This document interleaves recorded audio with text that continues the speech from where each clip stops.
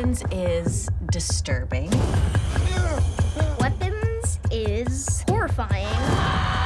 This film is total immersion. It's definitely one of the most interesting tones I've ever done in a film.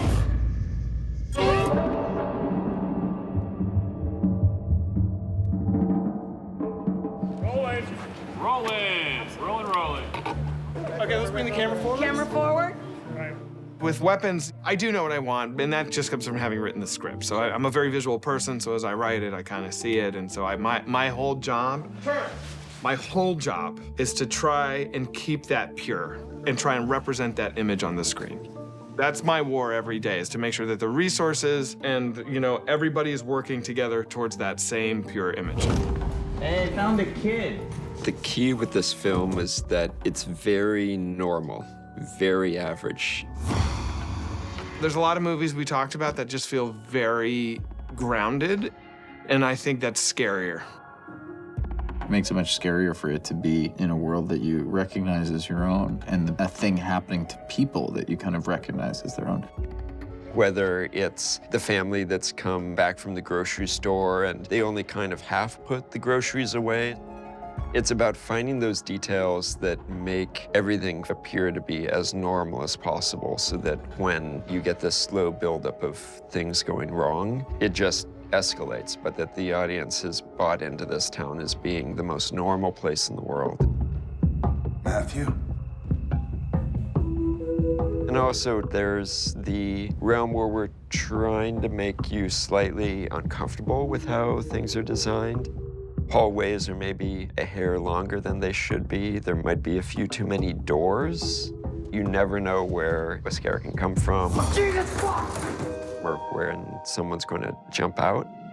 This way, ma'am. Principal Marcus sees this image of bright colors walking into his office. Principal Miller, I'm Gladys. And he just can't quite believe what he's looking at. The most special things in the movie are everything to do with Gladys. Oh, welcome home. Gladys brings chaos wherever she goes. So you start with a fairly normal house, and then once Gladys has come in, things start to go awry immediately. The trash builds up, the mail builds up, the newspapers go up, it becomes darker, everything becomes much more textural. The tree is a lot of fun. It's kind of the centerpiece of Gladys's world. This tree was special, like from the darkest jungles of Papua New Guinea, and it had been dug up, and she'd been moving it with her place to place. We started with digital sculpts of the tree, and then once we'd centered in, we ended up 3D printing all these different parts of the tree. Then they got assembled, and a bunch of different painters worked on painting it. And we ended up on this very creepy bonsai look with these very spiny, dangerous, black-looking leaves. How she stumbled upon the specifics of this ritual and this tree, I think that Zach likes to leave some mystery there. It's like a tree, not a tree, but a tree at the same time. It's a very interesting tree. Hey, how was school? We didn't want to liken these characters to zombies. We didn't want sunken cheeks. We didn't want veins everywhere. We didn't want lacerations or green skin. This is all happening in the moment. It should be hyper real. The one thing that Zach really drove home was the eyeballs. And Zach wanted to do it practically, and we tried our best, but when you're working with this area right here, it's really hard to add or subtract mass. So visual effects really stepped in and helped us out with that. Come on, you piece of shit.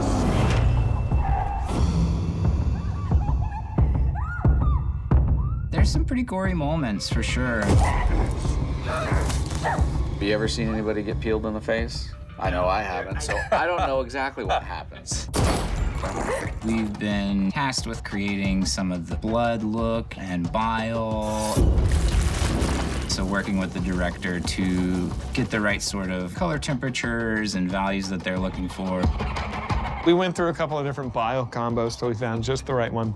The key is it's got to be viscous but runny. It's got to be black but brown at the edges. Cut. Proud of Richie, proud of that decision. Yeah, Richie's the best. We were also in the scenes of like children running out of the houses and a lot of the apex of the action. We have fabricated all the breakaway windows using balsa wood and traditional Hollywood techniques. The largest mechanical gag we had on this film was a collapsing fence. Gladys slams a gate behind her, and 3 or 4 stunt players climb up it, and we had a pneumatic system to lower that gate on command.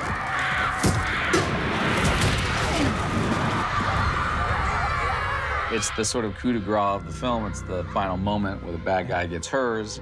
That's the kind of thing that you want to really land. We designed the cable mechanized body that once we release the cables, it allows the children to pull a leg or an arm off or the head at the jaw section. We're really taking the opportunity to get really creative about it. Good job, guys. Thank you. As much as this movie is about magic, the process of making the movie is magic. This cooperation of artists to make one thing together and everybody putting their mark on it and everybody owning it together. It's my story, but it's our movie is just, I think, a deeply beautiful thing. Okay, you break a finger. Yeah, I'll break we'll a get finger. some biting in here. I'll bite good. a finger. Okay, cool. Love it. All right, good stuff, guys.